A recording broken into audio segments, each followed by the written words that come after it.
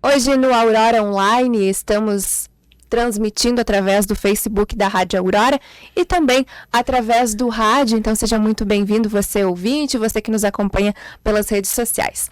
Aqui nos estúdios da Rádio Aurora a gente recebe o Gustavo Lacerda, que é chefe do cartório eleitoral aqui da comarca de Guaporé. É um prazer ter você aqui, Gustavo, seja muito bem-vindo mais uma vez à Rádio Aurora. Bom dia, Letícia, é um prazer estar aqui novamente, tratando de assuntos aí que são relevantes para a cidade e para a região. É um prazer estar aqui novamente. Gustavo, vamos falar um pouquinho sobre algumas mudanças que estão acontecendo com relação ao atendimento no cartório, não só aqui em Guaporé, mas em todo o território do estado. Fala um pouquinho pra gente, vamos explicar um pouquinho para quem nos acompanha. Sim, Letícia, primeiro, novamente é um prazer estar aqui falando com vocês.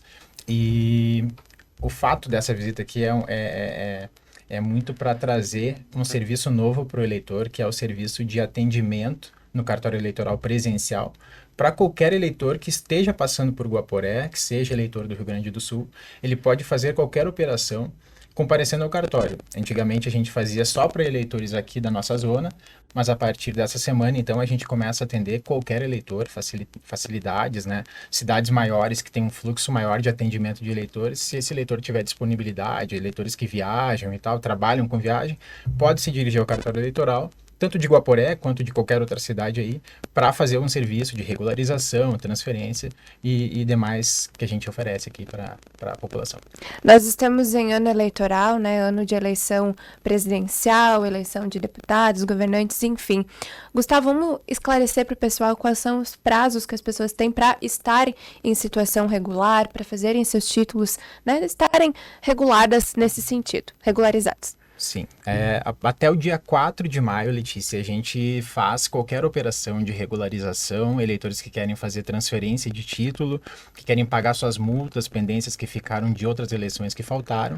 Então, 4 de maio é a data final, é o último dia, né? Geralmente é um dia que é muito movimentado, tanto nos atendimentos virtuais quanto no presencial, então a gente coloca essa data, porque é uma data legal, mas a gente orienta os eleitores que já compareçam desde a sua disponibilidade imediata para antecipar, né, essas filas e essa última hora aí tão tradicional aqui no Brasil.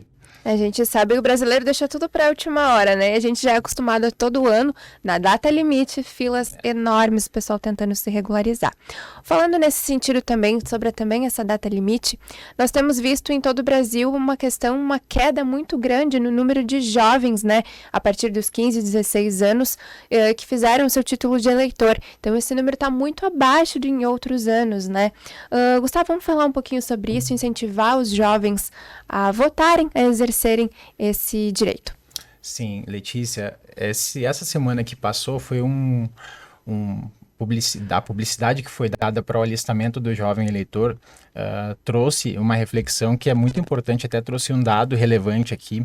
Na nossa zona, esse ano de 2020, o eleitorado jovem de 15 a 18 anos representa só 3% do eleitorado total.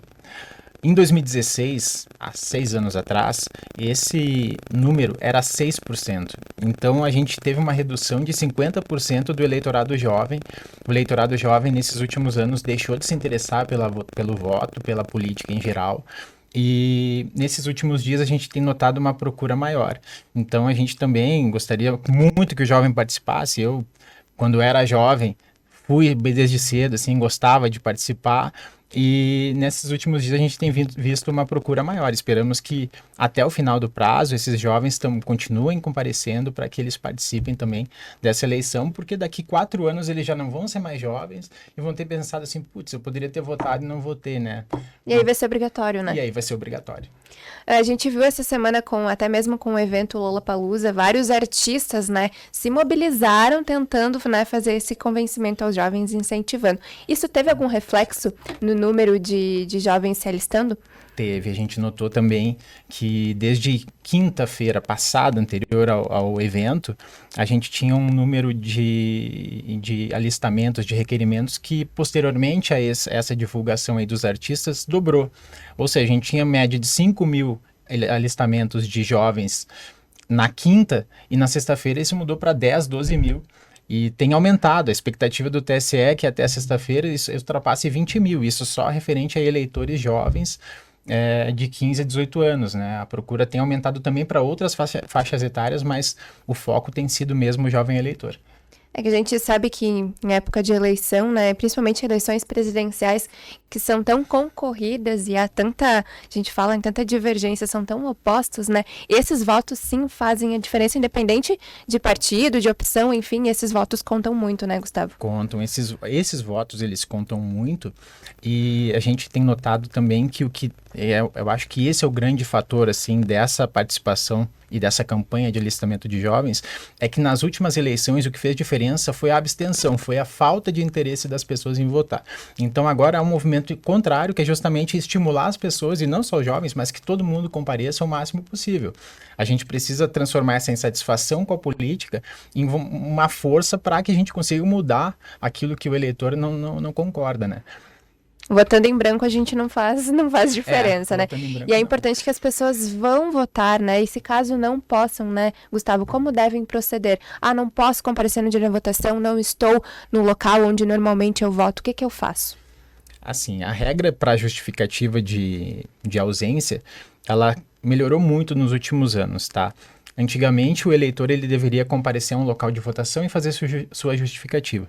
Hoje em dia, ele pode continuar fazendo isso, se ele tiver interesse, mas ele pode fazer tudo virtualmente. Tem um aplicativo da Justiça Eleitoral chamado e-Título, que o eleitor consegue fazer a justificativa pelo celular no dia da eleição, ou depois do dia da eleição, ele também consegue fazer um requerimento que vai ser direcionado ao cartório ao qual ele é vinculado, e ele consegue fazer a justificativa sem sair de casa.